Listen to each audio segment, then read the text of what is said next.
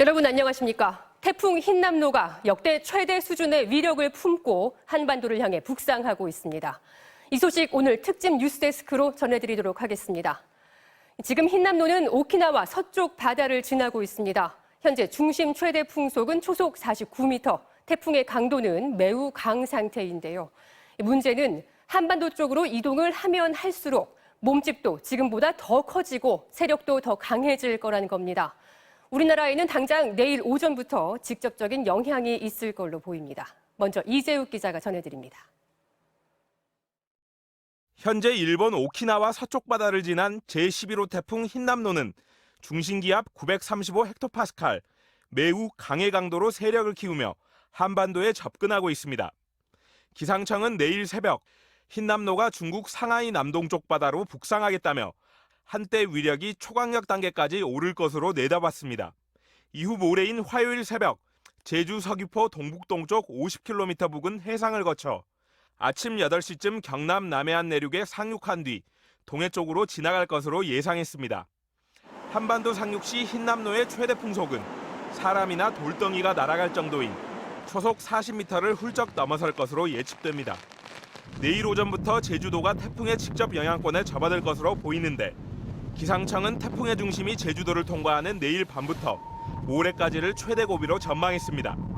5일 오후부터 6일 이 전일 동안에가 가장 강한 영향을 받을 것으로 예상을 하고 있기 때문에 이 기간을 중심으로는 최대한 만반의 준비에 의해서 대비를 해주셔야 될 것으로 보입니다. 태풍은 많은 비도 동반할 것으로 보입니다.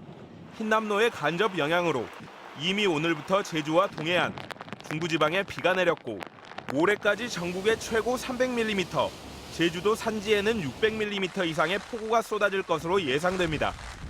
중앙재난안전대책본부는 흰남노 상륙이 임박함에 따라 비상 대응 수위를 최고 단계인 3단계로 격상하고 태풍 위기경보 수준을 심각으로 높였습니다. 중대본은 태풍이 상륙하는 화요일 민간 분야의 출근 시간 조정을 권고하고 각급 학교엔 휴교나 원격 수업을 요청했습니다. MBC 뉴스 이재욱입니다. 태풍 흰남노는 오늘 오전에 일본 오키나와에 상륙했습니다. 길을 가던 행인이 강풍에 휩쓸려서 넘어지고 가로수가 뿌리째 뽑히기도 했는데요. 자, 오키나와 현지 연결합니다. 현영준 특파원, 지금도 바람이 거세게 불고 있습니까? 네, 저는 오키나와 나하시에 나와 있습니다. 지금 오키나와엔 서 있기 힘들 정도의 강풍이 몰아치고 있습니다. 초속 40m의 위력적인 강풍이 불면서 오키나와 곳곳에서 피해가 발생했습니다. 지금 보시는 화면은 오늘 낮 흰남노의 강풍에 길을 가던 행인이 넘어진 장면입니다. 고령의 할머니로 보이는 부상자가 경찰과 구급대원의 도움을 받아 병원으로 후송됐습니다. 태풍 길목에 있던 미야코 섬과 이시가키 섬은 물론 오키나와 본섬의 도로 여기저기에서도 커다란 가로수가 바람을 이기지 못해 부러지거나 뿌리째 뽑혀 나갔습니다. 강풍에 부러진 가로수들이 도로를 막아 차량 통행이 어려운 곳도 적지 않았습니다. 어젯밤엔 오키나와 전역에서 3,400여 가구에 전기 공급이 끊기기도 했습니다. 또 해안 지역엔 높이 9m에서 10m에 이르는 거대한 파도가 몰아쳤는데요. 거의 쓰나미 수준의 파도 탓에 오키나와를 오가는 선박 운행이 모두 중단된 상태입니다. 네, 흰남노의 위력을 실제로 보니까 내일 모레 한반도 상륙이 더 걱정되는데요. 현 특파원은 오키나와에서 먼저 흰남노를 경험했는데 직접 체감한 위력은 어느 정도인지 궁금합니다. 네, 지금도 저희 취재팀이 카메라와 조명 장비가 쓰러지지 않도록 붙잡고 방송을 하고 있는데요. 태풍을 매년 겪고 있는 이곳 오키나와 주민들도 흰남노의 위력을 직접 겪어보고는 많이 놀라는 분위기입니다. 특히 앞이 보이지 않을 정도의 강력한 비바람이 불기 때문에 외출을 삼가는 것이 무엇보다 중요합니다. 오늘 낮 나하시의 모습인데요. 비를 막겠다고 우산을 펼쳐 들어봤자 소용이 없는 상황입니다. 우산이 마치 종이 조각처럼 구겨지거나 뒤집히는 게 다반사입니다. 또 강풍에 시설물이나 간판이 부서지는 곳도 많았습니다. 오키나와에선 지붕이 날아가거나 심지어 주택 옥상에 설치된 물탱크가 쓰러지기도 했습니다. 일본 기상청은 태풍 흰남노가 내일 아침쯤 오키나와와 제주도 중간 지점까지 이동할 것으로 전망했습니다. 지금까지 오키나와에서 MBC 뉴스 현영준입니다. 네, 흰남노의 위력, 이 영상으로 보니까 더 실감이 나는데요. 이 문제는 흰남노의 세력이 내일은 지금보다도 더 강력해질 거라는 겁니다. 이 재난방송센터 연결해서 더 자세히 알아보겠습니다. 현인아 기자 전해주시죠. 네, 태풍 흰남노가 잠시 감았던 눈을 다시 뜨고 있습니다. 이것은 어제 오늘 사이에 촬영된 태풍의 영상인데요. 잠시 사라졌던 눈이 다시 생기더니 이렇게 또렷해졌습니다. 태풍은 오키나와 부근 해상에서 힘을 재정비한 뒤 오늘 밤 다시 슈퍼 태풍으로 위력을 회복합니다. 오늘 밤에 북위 28도 선을 넘어서 비상구역에 진입하게 되는데요. 태풍은 감시구역과 경계구역 그리고 비상구역으로 이렇게 구역이 설정돼 있습니다. 태풍이 비상구역에 접근하면 본격적으로 태풍특보가 내려지기 시작합니다. 기상관측 이후 서태평양에서는 1,800개가 넘는 태풍이 발생했습니다. 그중에 이만한 강도로 비상구역에 진입을 해서 우리나라를 강타한 태풍은 사라와 매미가 있었는데요. 전체 태풍 중에서 0.1% 정도에 불과합니다. 이번 태풍은 그 0.1%의 가능성을 뚫고 올라오고 있습니다. 이런 태풍이 나타난 원인이 뭘까요? 가장 중요한 거 한 가지만 들자면 뜨거운 바닷물입니다.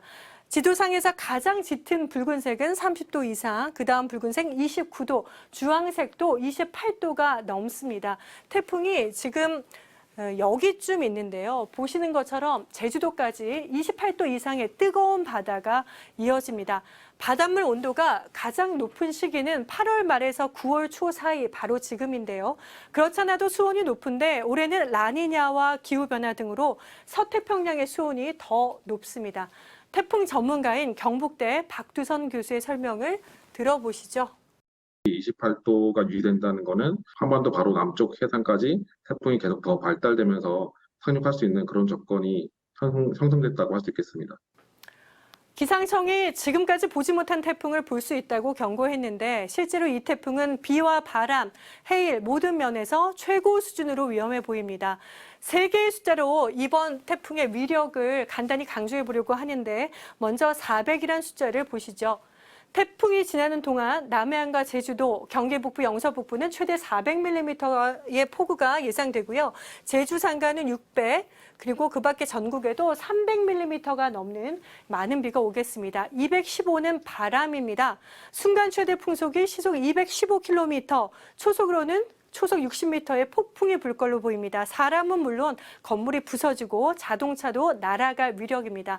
10은 파고입니다. 앞에 두 숫자에 비해서 작아 보이는 숫자지만 사실 가장 위험할 수 있습니다. 이 그래프는 기상청 슈퍼컴퓨터가 부산 수영만의 폭풍 해일이 얼마나 심할지 예측한 자료인데요. 바닷물 수위는 지구와 달이 만드는 천문조가 있고 기압과 바람이 만드는 기상조로 구분할 수 있습니다.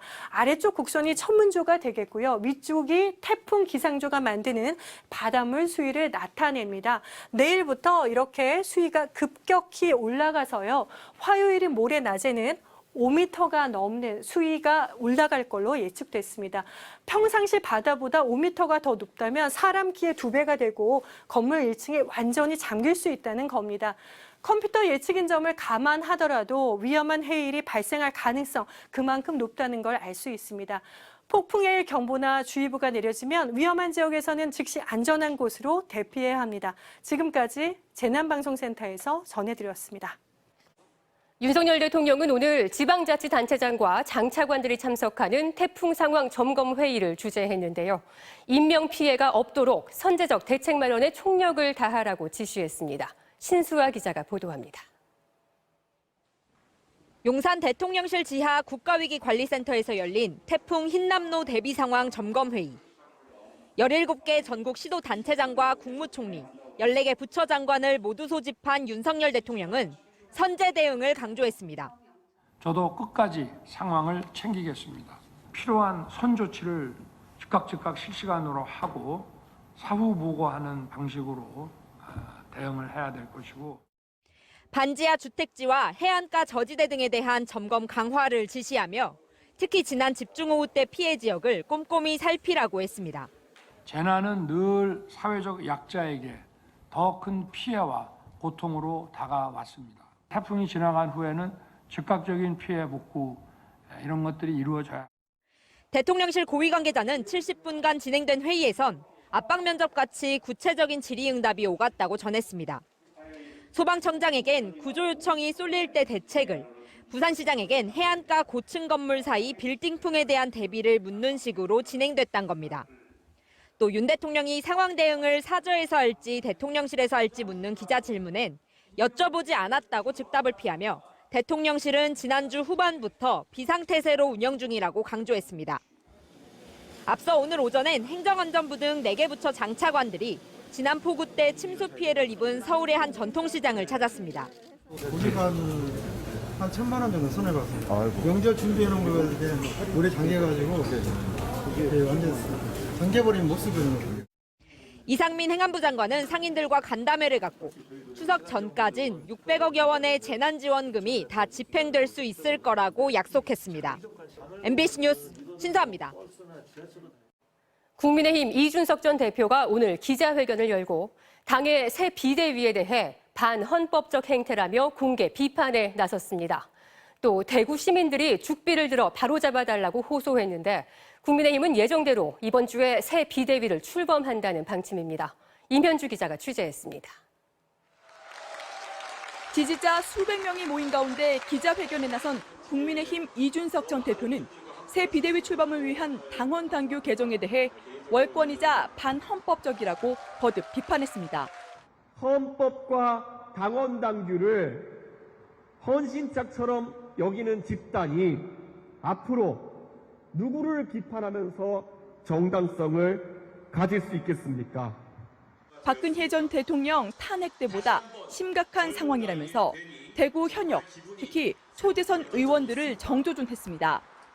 대구 시민들은 다시 한번 죽비를 들어야 합니다. 권력자의 눈치만 보고 타성에 젖은 정치인들이 더 이상 대구를 대표해서는 안 됩니다.